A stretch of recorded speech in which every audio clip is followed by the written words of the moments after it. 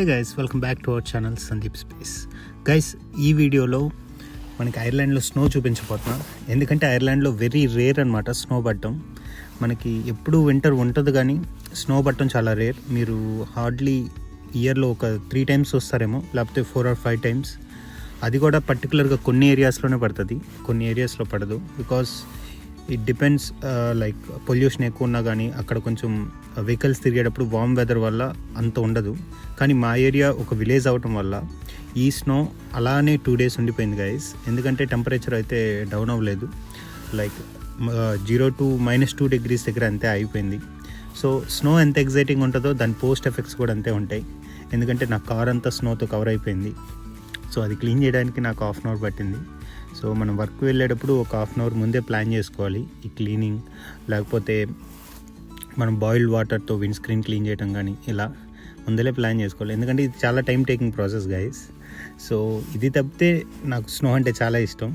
And roads నడిపేటప్పుడు కూడా మనం చాలా జాగ్రత్తగా నడపాలి. ఎందుకంటే మనం బ్రేక్స్ వేసినా కానీ స్కిడ్ అవుతుంది టైరు. సో చాలా చూసి నడపాలి. ఎందుకంటే పర్టికులర్గా ఈ కౌంటీ సైడ్, విలేజ్ సైడ్ ఉండేటప్పుడు చాలా అంటే చాలా జాగ్రత్తగా నడపాలి. సో నేనైతే నా లేక్ దగ్గరికి వచ్చాను. నేను చెప్పాను కదా గైస్, మా ఏరియాలో ఒకటే ఒక టూరిస్ట్ ప్లేస్ అనమాట, అదే లేక్. సో చాలా చిన్న ప్రపంచం గైస్. మనకు ఒక చిన్న ఇల్లు, లైక్ ఒక చిన్న ప్లేస్, అండ్ చాలా తక్కువ మంది పీపుల్. సో చాలా పీస్ఫుల్గా ఉంటుంది గైస్. నేను ఈ లేక్కి అరౌండ్ 10 o'clockకి వచ్చాను. సో 10 o'clockకి హార్డ్లీ ఒక 5 people కూడా లేరు. సో ఒంటరిగా ఒక లొకేషన్ మొత్తం ఒంటరిగా ఉన్నట్టు అనిపిస్తుంది. చాలా పీస్ఫుల్గా ఉంటుంది.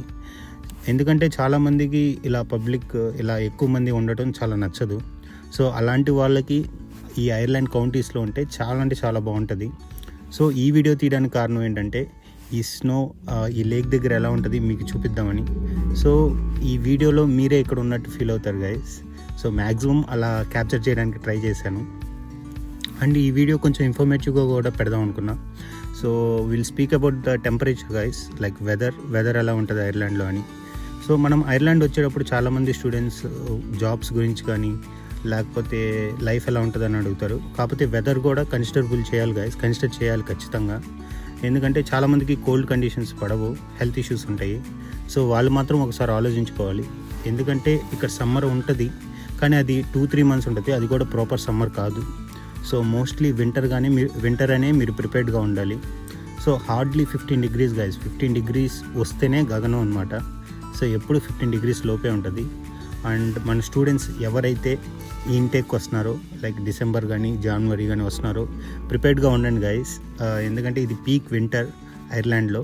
సో 0 degrees కానీ -2 degrees కానీ మీరు ఫేస్ చేస్తారు. సో ఒక ప్రాపర్ వార్మ్ క్లోత్స్ తెచ్చుకోండి. అండ్ ప్రాపర్ స్వెటర్ కొనాలంటే ఇక్కడ కొనుక్కోవచ్చు, లైక్ జాకెట్ కొనాలంటే. ఎందుకంటే ఇక్కడ పాపులర్ బ్రాండ్స్ ఉంటాయి. సో ఇండియాలో స్పెండ్ చేయకండి, అది వెయిట్ కూడా ఎక్కువ ఉంటుంది. మీ లగేజ్ వేస్ట్ చేసుకోకండి. సో ఇక్కడికి వచ్చినప్పుడు డబ్లిన్లో కానీ ఎక్కడైనా మేజర్ సిటీస్లోకి వెళ్ళి ఒక పాపులర్ బ్రాండ్, మంచి ఎక్స్పెన్సివ్ అయినా పర్లేదు, మంచి జాకెట్ కొనుక్కోండి. ఎందుకంటే ఇట్ షుడ్ బి డ్యూరబుల్, చాలా ఇయర్స్ వాడాల్సి వస్తుంది. అండ్ మీరు చూస్తున్నారు కదా గైస్, ఈ లేక్ దగ్గర మొత్తం కవర్ అయిపోయింది, చెట్లు కానీ ఏదైనా కానీ. నేనైతే చాలా ఎగ్జైటింగ్గా ఫీల్ అయ్యా. ఎందుకంటే ఇప్పుడు నేను వచ్చి 3 years అయింది. సో ఇది జస్ట్ 3వ సారి నేను స్నో చూడటం. చాలా ఎగ్జైటెడ్గా ఫీల్ అయ్యా. బేసిక్గా అక్కడ ఎవరు లేరు, మన ఇండియన్ పీపుల్ ఒకళ్ళు కనిపిస్తే వాళ్ళ చేతే తీర్చాను అనమాట వీడియో. ఎందుకంటే మ్యాక్సిమం నేను తీశాను, కానీ నన్ను నేను ఎలా తీసుకుంటాను. సో వాళ్ళు తీయాల్సిందే. సో కొన్ని షార్ట్స్ అయితే అలా వచ్చినాయి guys. And one more important thing guys, మన ఇండియా నుంచి వచ్చేటప్పుడే థర్మల్స్ ఉంటాయి, అంటే మన డ్రెస్ లోపల వేసుకోవడానికి, టు కీప్ యూ వార్మ్. అవి మాత్రం ఖచ్చితంగా తెచ్చుకోండి, ఒక 2-3 sets అయినా. ఎందుకంటే బయటికి నేను సింపుల్గా ఒక స్వెటర్ వేసుకున్నట్టు ఉంది, కానీ లోపల అట్లీస్ట్ 2-3 clothes వేసుకున్నాను అనమాట, లేయరింగ్ థర్మల్ పైన. సో అర్థం చేసుకోండి ఎలా ఉంటుందో. So we came to the other side of the lake guys. ఇది వేరే సైడ్ అనమాట. సో ఇక్కడ క్రిస్మస్ ట్రీ పెట్టారు, ఇంకా స్టార్ట్ చేయలేదు. లైటింగ్ మొత్తం వేస్తే చాలా బ్యూటిఫుల్గా ఉంటుంది. ఇక్కడ క్రిస్మస్ లైట్స్ ఎలా ఆన్ చేస్తారంటే, శాంటా ఉంటాడనమాట, ఒక శాంటా వచ్చి లైట్ చేస్తాడు. సో అప్పటి నుంచి కంటిన్యూస్గా క్రిస్మస్ అయిపోయేదాకా లైట్స్ వేస్తారు. అప్పుడు మాత్రం చాలా బ్యూటిఫుల్గా ఉంటుంది. మ్యాక్సిమం నేను అప్పుడు తీయడానికి ట్రై చేస్తాను. అప్పుడు చాలా క్రౌడెడ్గా ఉంటుంది గైస్. ఎందుకంటే ఇక్కడ వాళ్ళ పిల్లల్ని తీసుకొని వస్తారు శాంటా అని. సో పిల్లలు కూడా శాంటా అంటే చాలా ఎగ్జైటెడ్గా ఉంటారు ఇక్కడ. సో ఈ వీడియో ఎలా అనిపించిందో కామెంట్ సెక్షన్లో మెన్షన్ చేయండి గైస్. అంటే ఎలాంటివి ఇంకా తీయాలా లేదా అనేది నాకు ఒక ఐడియా రావాలి కదా, మీకు నిజంగా నచ్చుతుందా లేదా అనేది.